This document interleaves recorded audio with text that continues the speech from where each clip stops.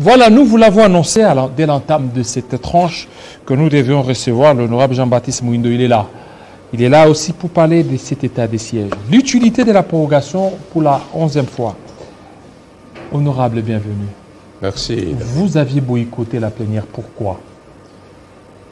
Je suis membre de la commission défense et sécurité.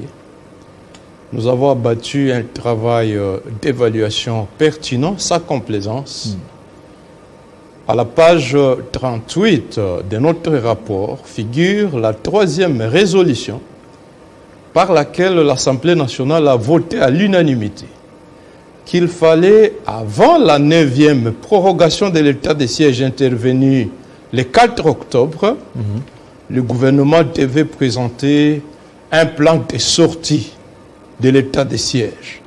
Parce que tous les députés ont unanimement reconnu que l'état de siège est une situation d'exception, appelée à ne pas durer le plus longtemps.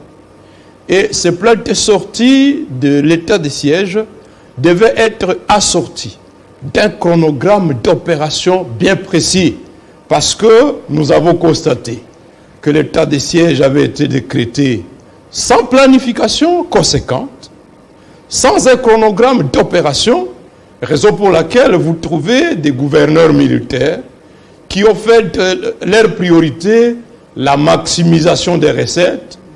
Ils ont utilisé ces prérogatives exorbitantes, leur conférées dans le cas de l'état de siège, pour procéder à un recouvrement militaire d'impôts et taxes.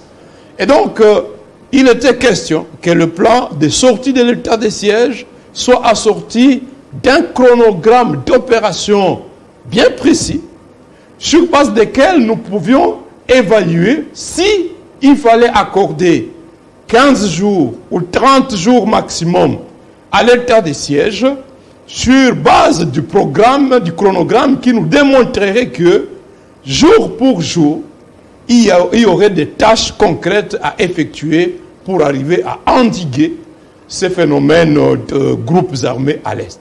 Malheureusement, depuis la 9e prorogation, le gouvernement était incapable de présenter ce plan de sortie.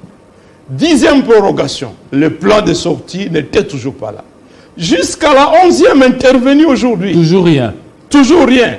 Et qu'est-ce que le gouvernement dit? Rien du tout. C'est comme si nous sommes dans une jungle où ils n'ont des comptes à rendre à personne. Les civils continuent à être massacrés. Mais le vice-président Kabound vous a posé la question, proposer d'autres alternatives pour mettre fin à ça. Parce que pour lui, il trouve que c'est du populisme que vous voulez vous livrer. S'il vous plaît. Et plusieurs d'entre vous seraient impliqués dans ce qui se passe dans l'Est. Non, on doit cesser de banaliser cette affaire. C'est l'intégrité territoriale de notre pays qui est en jeu. C'est la vie de nos populations. Je rappelle ici que du 3 mai au 23 octobre, j'ai fait un décompte macabre de 1447 citoyens civils congolais qui ont été tués pendant l'état de siège, contre 373 du 1er janvier au 30 avril. Et donc, le nombre de tueries s'est multiplié à plus de 3 fois. Pour la première fois, ces criminels se sont permis à prendre le centre-ville de la ville de Komanda, province de l'Ituri. Ils se baladent allègrement comme si rien n'était. On dirait que l'état de siège est venu les raconter un feu vert.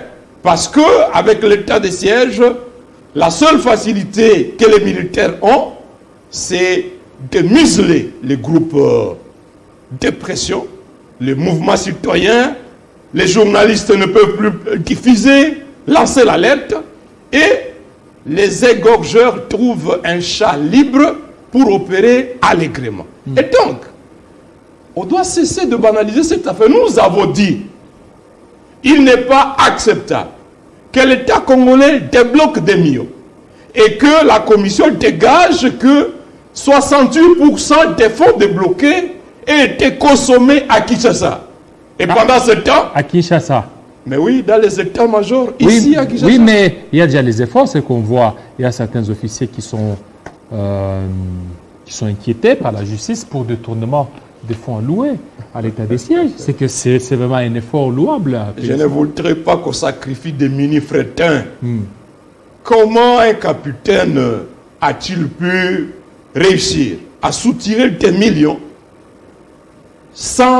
à l'insu du contrôle d'un général? Avez-vous appris qu'il y a un général arrêté dans ces systèmes de détournement? L'avez-vous appris? Et donc ce sont des mini-frétins qui ont tout le pouvoir et qui agissent allègrement. Non.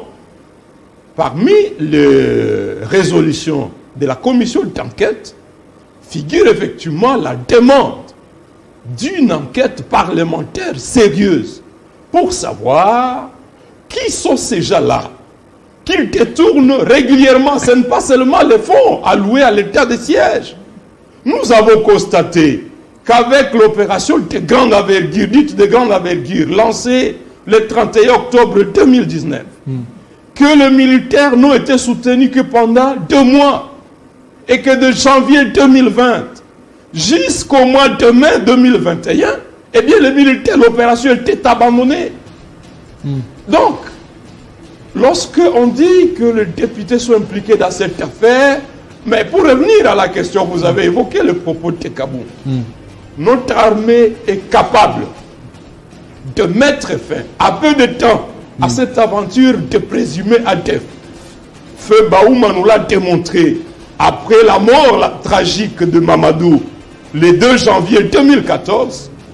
Baouma s'est installé à Beni et en avril 2014, c'était des journées de deuil dans des familles en Ouganda parce que l'armée congolaise a massacré systématiquement ses ennemis et le phénomène ADF original a complètement été anéanti. C'est à quoi nous assistons aujourd'hui. C'est la résultante de ce que l'on a appelé mixage, c'est-à-dire des éléments issus des anciennes rébellions montées par des pays voisins connus, que l'on intègre, on les accepte dans l'armée, on leur dote des tenues. Et par le mixage, on dit, parce qu'eux ont demandé lors des fameux accords du M23 qu'ils ne se sentent pas en sécurité en dehors des provinces de l'Est, et l'État congolais sacrifie ces populations de l'Est, on accorde à ces gens-là que leurs troupes ne seront jamais mutées, les troupes vont rester là-bas. Deuxième crime qu'on commet contre nos populations, c'est le phénomène de la création des régiments, des unités presque homogènes. Et ces unités, figurez-vous, sont dans cette zone de 2009, 2010, jusqu'à ce jour. Même des commandants réclament, ils disent, mais ces unités n'ont plus les effectifs voulus. Comment pouvons-nous lancer des opérations avec des effectifs ayant été sur le terrain 10 ans, avec toutes les réductions? Voilà le nœud du problème. Je suis de ceux-là qui ont considéré depuis le mois de mai que l'état de siège n'était pas la solution au problème ayant toujours été à la base des échecs des opérations militaires antérieures. Merci beaucoup, monsieur le député Jean-Baptiste Mouindo Kassekwa, surtout de votre passage pour éclairer l'opinion par rapport à cette réalité au niveau de l'état des sièges dans les 2 provinces, Nord Kivu ainsi que l'Ituri. Ça n'est fini. Fidèles téléspectateurs, restez branchés sur Télé 50. Il sera 20h au Nord Kivu, 20h aussi à Ituri, 19h à Kinshasa, heure à laquelle nous vous convient à suivre le journal des Grands Salamos.